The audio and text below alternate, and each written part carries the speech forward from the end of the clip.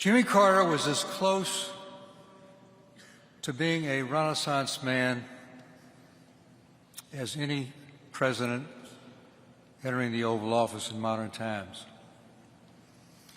He was skilled in an astonishing array of activities: farmer, businessman, nuclear engineer, naval submarine officer, woodworker, painter, fly fisherman, music lover, poet, author, Sunday school teacher, creator of the Carter Center, and yes, loving husband, father, grandfather, and great-grandfather, and Nobel Peace Prize winner. Behind that toothy smile was a man of steel determination, discipline, and self-confidence.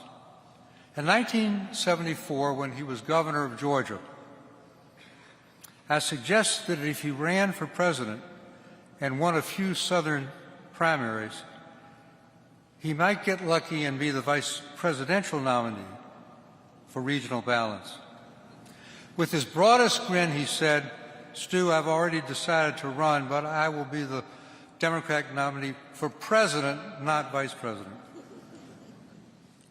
For one of our nation's most religious presidents, it's appropriate to celebrate Jimmy Carter's remarkable life in this magnificent cathedral. His religious values gave him an unshakable sense of right and wrong, animating his support for civil rights at home and human rights abroad, and propelling him to major achievements as the only Democratic president elected between 1968 and 1992.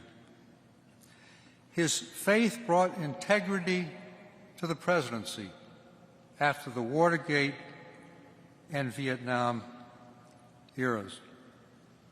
"I'll never lie to you," he promised. It was a vow he fulfilled. But his faith respected other religions as well. He was the first president to light a Hanukkah menorah. He created the U.S. Holocaust Memorial Museum, which I have the honor of chairing. He had a kosher Shabbat dinner at Camp David for the Israeli delegation and came to our house for a Passover Seder, only weeks after he negotiated the treaty between Israel and Egypt. As we lay our 39th president to rest, it's time to redeem his presidency and also lay to rest the myth that his greatest achievements came only as a former president. The test of American presidents is not the number of years they serve, but the duration of their accomplishments. By this measure, Jimmy Carter was among the most consequential one-term presidents in American history. His intellect, prodigious work habits, discipline, and mastery of details were crucial to his success at home and abroad. President Carter parked politics at the Oval Office door to do what he believed was the right thing, taking controversial challenges on, regardless of the political consequences, and frankly, there were many. Much of his agenda passed with bipartisan support, a quaint notion in today's hyper-polarized politics. Independent surveys indicated he had one of the highest success rates in passing his major legislation of any American president. And he was remarkably accessible to the press and to the American people. This president from the deepest part of the Deep South championed civil rights, appointing more people of color and women to senior executive positions and judgeships than all previous 38 presidents before him. He created the Department of Education and dramatically increased funding for low and moderate income students. And we can thank him for all the ethics in government laws, comprehensive civil service reform, the creation of FEMA to coordinate natural disaster relief and rebuilding that remain crucially important today, and we see it in Los Angeles.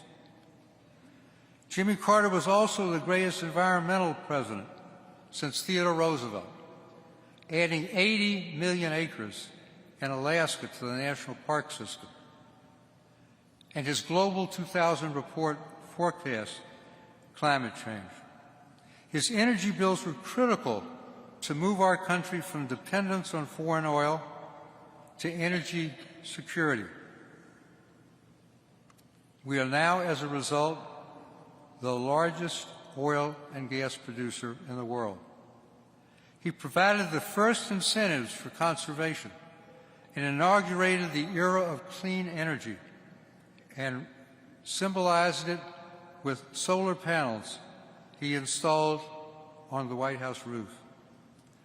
Underappreciated at the time, but now widely recognized by Republicans and Democrats alike, President Carter was the great deregulator, winning legislative battles to loosen the regulatory bonds and shackles on airlines, thereby democratizing air travel, on trucking and rails, therefore helping our supply chains be more efficient, telecommunications, leading to the cable TV era, and even the beer industry, which encouraged local craft beers.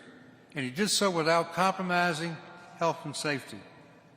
These laid the foundations for today's innovative economy. Nothing better embodies President Carter than how he dealt with the inflation that beleaguered the nation under three presidents, two Republican, Nixon and Ford, and himself, during the 1970s. Over the objection of all of his advisors, he chose Paul Volcker to lead the Federal Reserve, knowing in advance that Volcker's tough monetary policy would raise interest rates and unemployment because Paul told him that, and would do so in a presidential election year. You take care of the economy, Paul. I'll take care of the politics. Inflation indeed dropped like a rock after he left office and remained low for decades. Abroad, Jimmy Carter laid the building blocks for a better world. He was the first president to make human rights a priority for U.S. foreign policy. And this led directly to the release of thousands of political prisoners in Latin America and stimulated them to a lasting democratic transition. He ushered in a new era of hemispheric relations with the Panama Canal treaties, the toughest legislative battle of his presidency. He uniquely combined the soft power of human rights, championing freedom for the communist East Bloc countries and tripling the emigration of Soviet Jews. He combined that with hard power, rebuilding America's military strength after its post-Watergate decline. He negotiated a major nuclear arms treaty with the Soviets, while at the same time initiated every single weapon system that came online in the 1980s. Those new weapons helped end the Cold War. He normalized relations with China, and even his critics applauded his tough measures after the Soviets invaded Afghanistan. Jimmy Carter's most lasting achievement, and the one I think he was most proud of, was to bring the first peace to the Middle East through the greatest act of personal diplomacy in American history, the Camp David Accords. For 13 days and nights, he negotiated with Israel's Menachem Begin and Egypt's Anwar Sadat, personally drafting more than 20 peace proposals and shuttling them between the Israeli and Egyptian delegations. And he saved the agreement at the 11th hour, and it was the 11th hour, by appealing to Begin's love of his grandchildren. For the past 45 years, the Egypt-Israel peace treaty has never been violated and laid the foundation for the Abraham Accord. On the other side of the ledger was Iran. Jimmy Carter did not lose Iran, the Shah did. But the hostage crisis was a major factor in denying him a second term, despite his support for the Shah, because he placed the safe return of the hostages above his own political fortunes. He took full responsibility for the failure of the bold hostage rescue mission and worked tirelessly even after his bitter re-election defeat to Ronald Reagan, securing their release on the last day of his presidency. In the end, Jimmy Carter taught all of us how to live a life fulfilled with faith and service. He said, "I have one life to live. I feel like God wants me to do the best I can do with it, to let me live my life so that it will be meaningful." Well, Mr. President, you've more than achieved that goal. He may not be a candidate for Mount Rushmore, but he belongs in the foothills of making the U.S. stronger and the world safer.